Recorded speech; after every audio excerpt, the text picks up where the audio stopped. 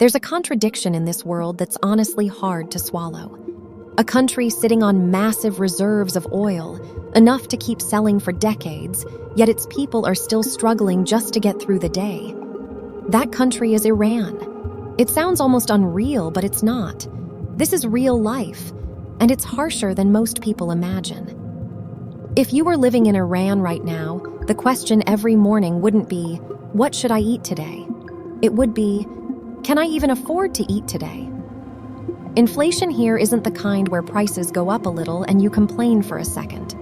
No, it's the kind where you turn your head and suddenly things cost 30%, 40%, even double what they used to. Basic items like cooking oil and rice, things that should be cheap and accessible, have become heavy burdens. Meanwhile, salaries, they're practically frozen in time. On average, a worker might earn just over $100 a month.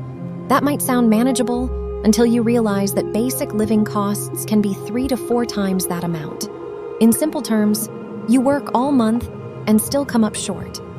And when money is tight while prices keep climbing with no breaks, what happens? People start cutting back.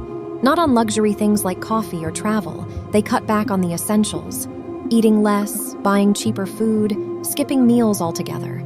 It sounds harsh, but for many it's just survival mode. And it doesn't stop there. If you think, okay, maybe life is tough, but at least it's stable, well, in Iran, even stability feels like a luxury. Electricity can be cut off at any time, not for a few minutes, but long enough that people actually have to check power outage schedules like they're checking the weather. 40-degree heat? Too bad. Air conditioning becomes more of a decoration than a solution. Imagine living in that heat, with no electricity, no fan. It's not just uncomfortable, it's exhausting. Then there's water. Something as basic as turning on a tap is no longer guaranteed in some areas. Power shortages, water shortages, food struggles.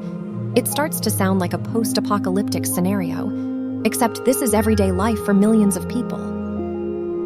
So how did it get this bad? A big part of it comes from an economy under pressure. Iran has faced international sanctions for years. That means limited trade, restricted access to global markets, and difficulty moving money across borders. In simple terms, they're cut off. You can have all the natural resources in the world, but if you can't sell them or trade them effectively, it's like having money you can't spend. And then things get even worse when conflict and tension enter the picture. In major markets that were once crowded and full of life, many shops now sit closed. Not because owners want a break, but because there are no customers. People hold on to every bit of money they have, afraid to spend. Shop owners can't sell, income drops, and eventually they shut down. A vicious cycle. And when the economy falls, people's mindset follows. Hope starts to fade. Not just a passing sadness, but a deep, ongoing sense of being stuck. You work hard but can't afford to live. Saving money feels pointless because it loses value so fast. The future, unclear at best. Put yourself in that position. How much hope would you have left? That's why protests have happened. People don't take to the streets because they want chaos. They do it because they feel like they have no other choice. When your basic needs aren't met, silence doesn't last forever. And here's the most ironic part. Iran isn't a poor country in terms of resources. It has oil, history, culture, everything that should support a strong, stable life. But having resources doesn't automatically mean people will live well. In the end, Iran's story can be summed up in one sentence. It's not lacking wealth, it's lacking stability. And the ones paying the price for that gap are ordinary people. From the outside, you might see Iran through headlines, politics, conflict, big global issues.